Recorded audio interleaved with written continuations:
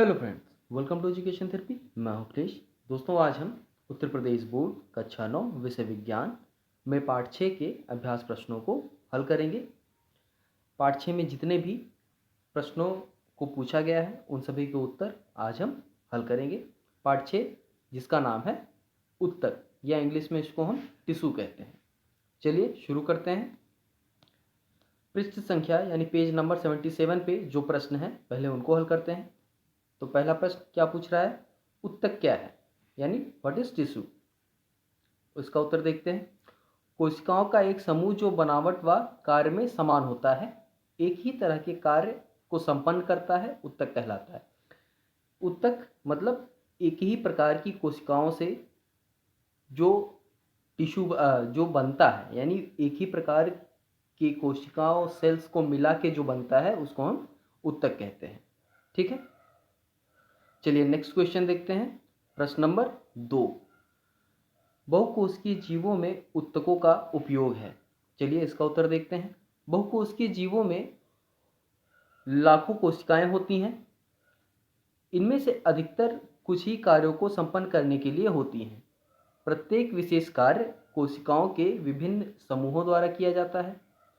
बहुकोशिकीय जीवों में श्रम विभाजन होता है, यानी हर कोशिका अलग अलग कार्य करती है। उसी प्रकार हर उत्तक, हर टिश्यू अलग अलग कार्य करता है। शरीर के अंदर ऐसी कोशिकाएं जो कि एक तरह के कार्य को संपन्न करने में दक्ष होती हैं, सदैव एक ही समूह में रहती हैं, अर्थात उत्तक बनाती हैं, यानी इन्हीं को हम उत्तक कहते हैं। उदाहरण के तौर पे रक्त हो गया, एक ही प्रकार की कोशिकाएं होती हैं। फ्लोएम उत्तक हो गया, पेशी, सभी ये उत्तक के उदाहरण हैं। चलिए अब अगले पृष्ठ यानी जो पृष्ठ संख्या 81 पे 81 पे प्रश्न है उनको हल करते हैं। तो उस पेज का पहला प्रश्न, प्रकाश संश्लेषण के लिए किस गैस की आवश्यकता होती है? तो जो पौधे होते हैं, पौधे ही प्रकाश संश्लेषण करते हैं। पौधों में उपस्थित जो क्लोरोफिल होता है वही प्रकाश संश्लेषण करने में मदद करता है पौधों की।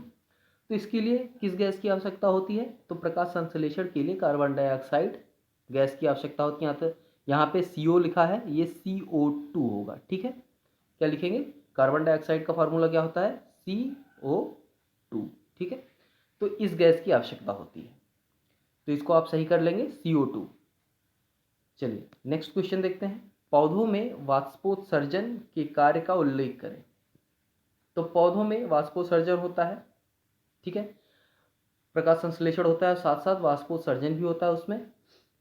तो इसमें जो निम्नलिखित चीज़ें हैं वो देखते हैं। पौधे जमीन से पानी को वाष्पोत्सर्जन क्रिया द्वारा ऊपर खींचते हैं, पौधा ठंडा रहता है। और इससे वाष्पोत्सर्जन से क्या होता है? पौधा ठंडा रहता है। पत्तियों के द्वारा वाष्पोत्सर्जन में जो पानी होता है वो निकलता रहता है, और जमीन से पौधा क्या है, वो पानी खींचता रहता है और रंध्रों के द्वारा ऊपर तक पहुंचाता रहता है। ठीक है, इससे क्या होता है? पौधा ठंडा भी रहता है। चलिए नेक्स्ट क्वेश्चन देखते हैं। तो पृष्ठ संख्या जो है हमारा 83 पे, यानी पेज नंबर 83 पे जो भी प्रश्न है उनको देखते हैं। पहला प्रश्न देखिए, सरल उत्तकों के कितने प्रकार हैं? तो सरल उत्तक 3 प्रकार के हैं। मृदुतक उत्तक या मृदु उत्तक कहेंगे, स्थूलक कोण उत्तक और दृढ़ उत्तक। अब इसमें देखिए, मृदु उत्तक को हम पैरेंकाइमा कहते हैं, स्थूल उत्तक को हम कैरेंकाइमा कहते हैं, और जो हमारा तीसरा है दृढ़ उत्तक, ये स्क्लेरेंकाइमा है। ठीक है, तो इसका एक ना स्क्लेरेंकाइमा है। चलिए आगे देखते हैं। प्रश्न नंबर 2, प्ररोह का शीर्षस्थ विभाजोत्तक कहाँ पाया जाता है? प्ररोह यानी पेड़ का जो सबसे ये वाला हिस्सा होता है, या मूल का जो ये वाला हिस्सा होता है, उसको प्ररोह या शीर्षस्थ विभाजोत्तक कहते हैं। तो इसका उत्तर देखते हैं।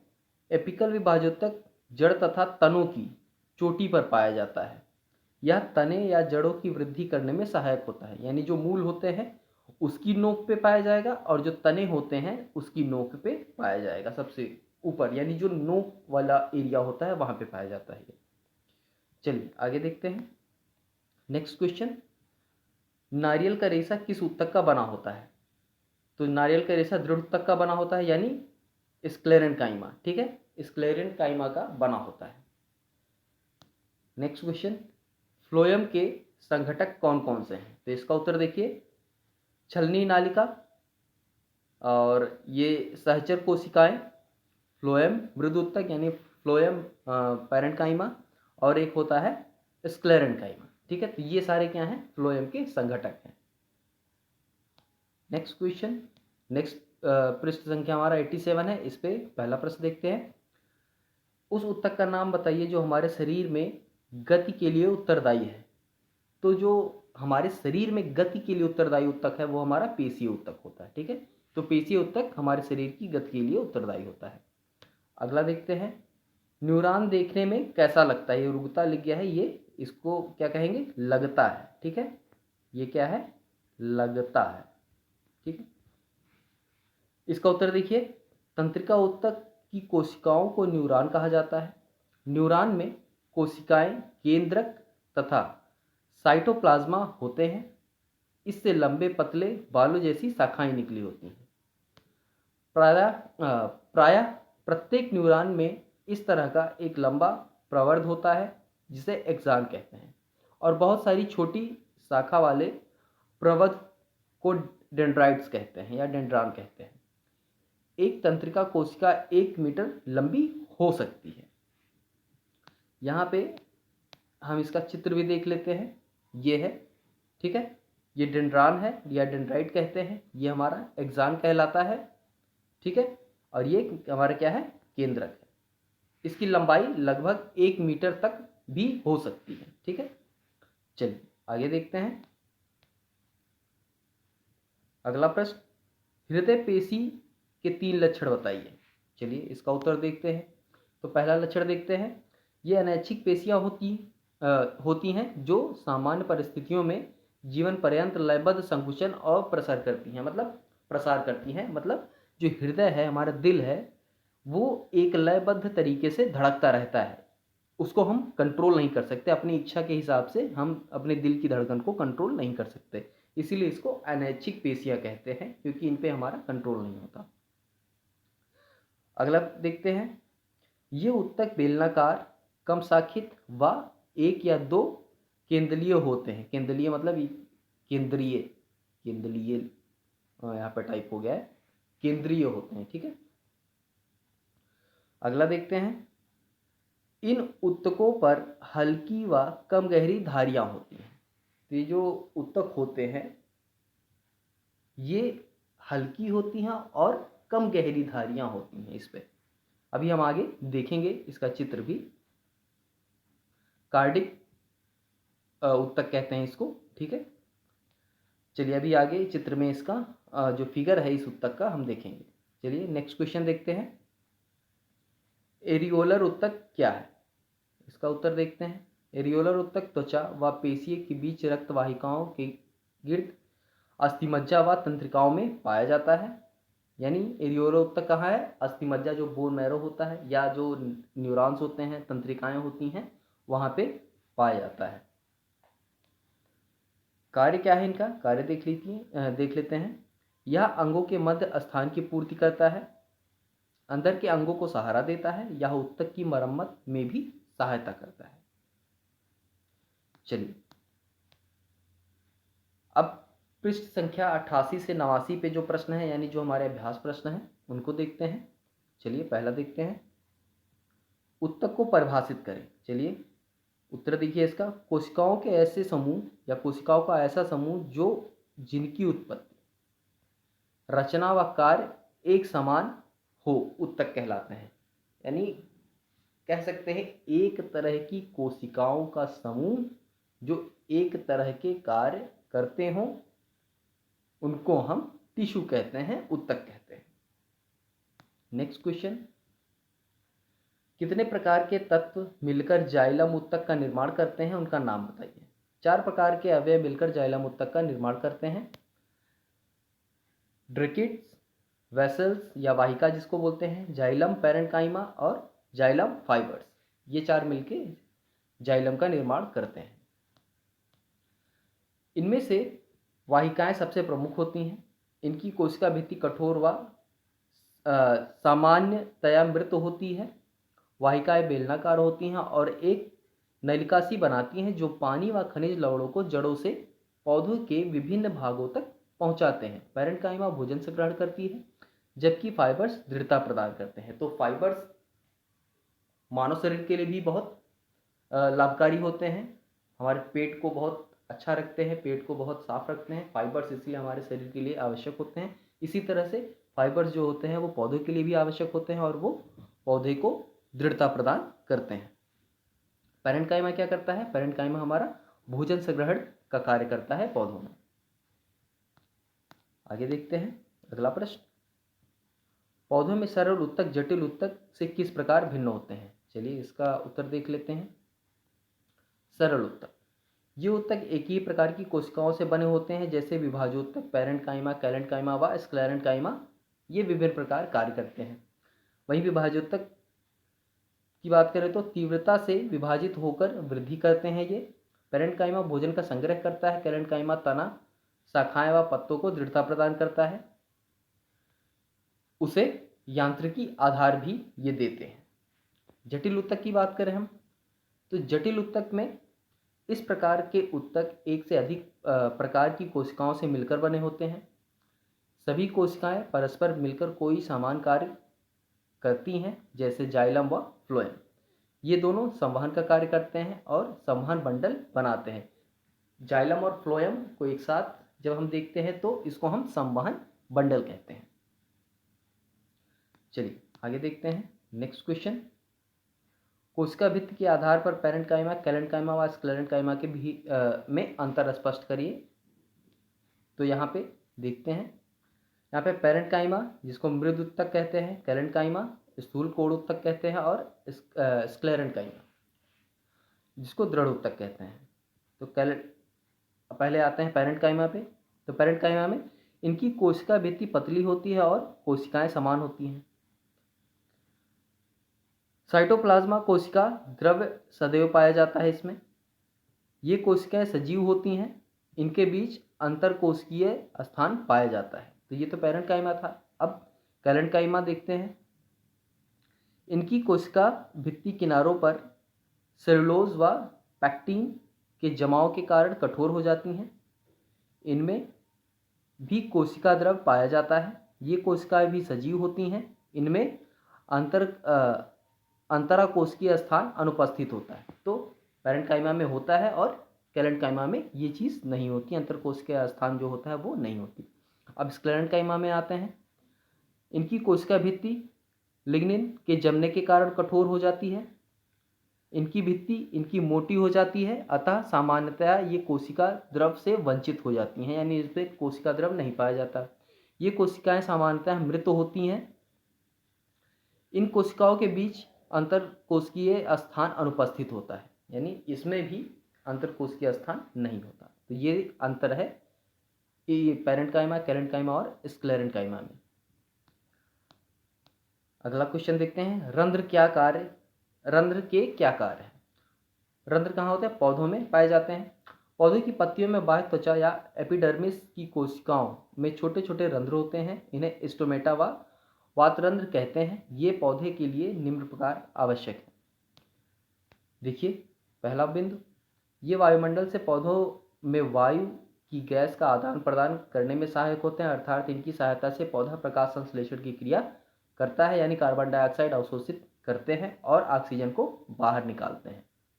स्टोमेटा, अगला पॉइंट देखते हैं, स्टोमेटा वाष्पोत्सर्जन की क्रिया में भी पौधों की पत्तियों द्वारा जो फालतू पानी को वाष्प के रूप में वायुमंडल में उत्सर्जित कर देता है, यानी जो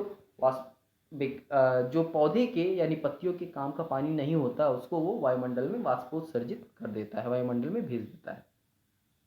भेजने का मतलब वो पत्तियों पे इकट्ठा हो जाता है और धूप पड़ने के कारण वो वाष्पोत्सर्जन हो जाता है उसका।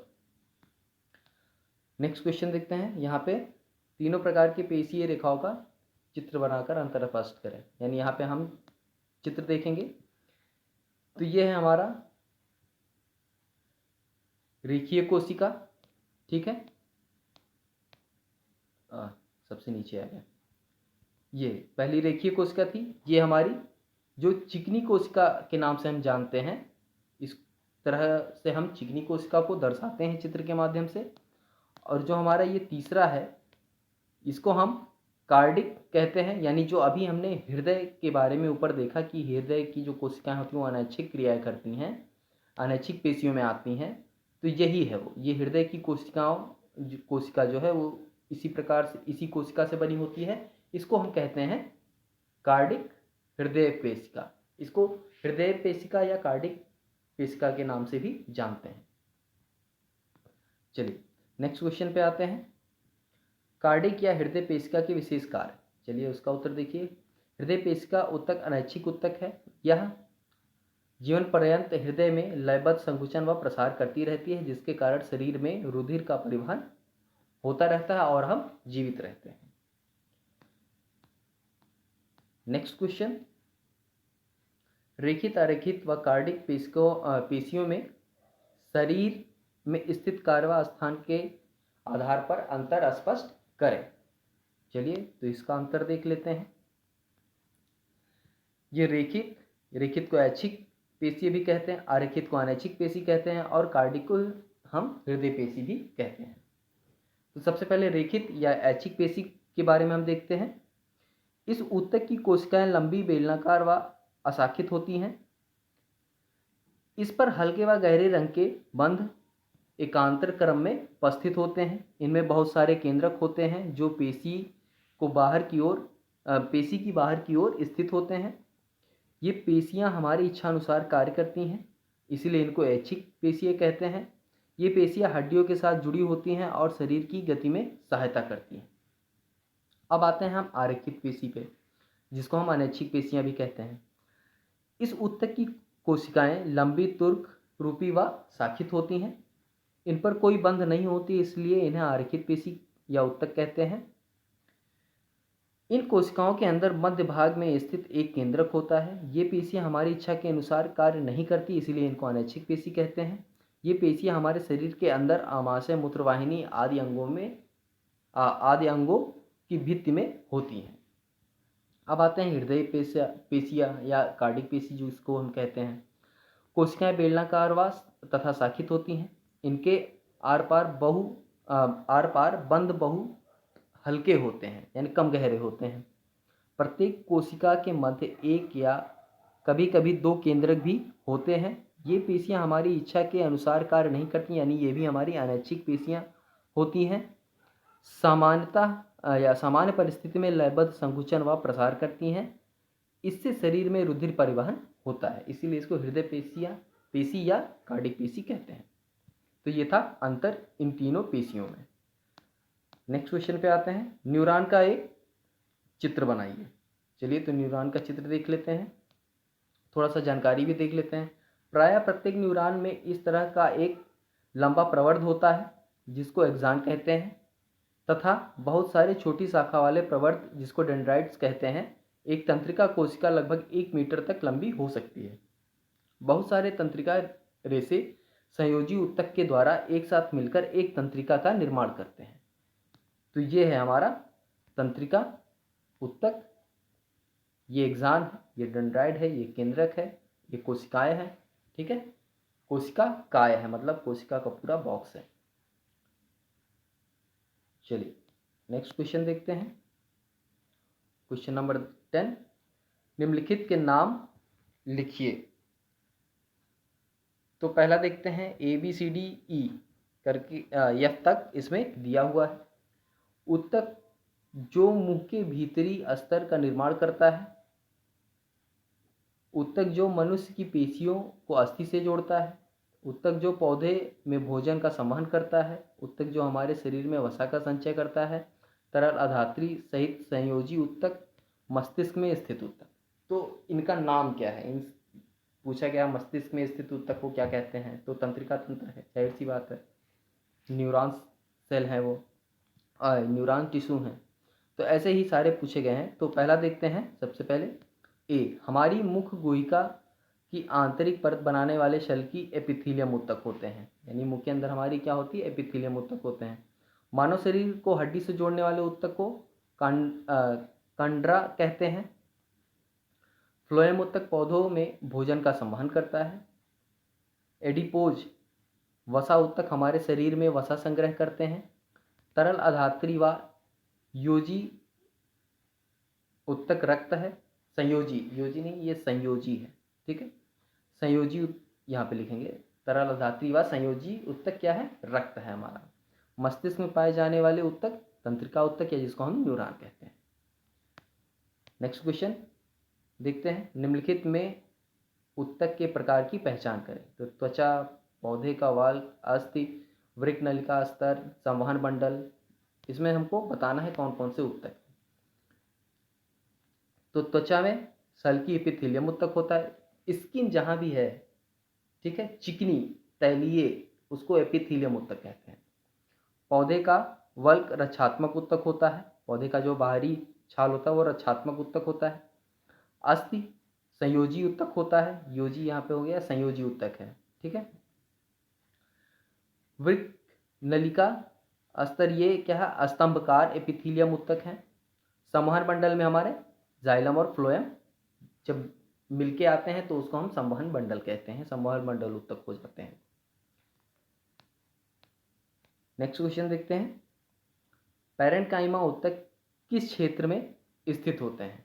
चलिए उत्तर देखिए, पैरेन्काइमा उत्तक ये उत्तक पौधे के विभिन्न भागों जैसे जड़, तना, पत्ती, फूल, फल फूल इत्यादि में पाए जाते हैं। इन उत्तकों में जब क्लोरोफिल पाई जाती है और ये पौधे भोजन बनाते हैं, उस स्थिति में इन्हें पैरेन्काइमा कहते हैं।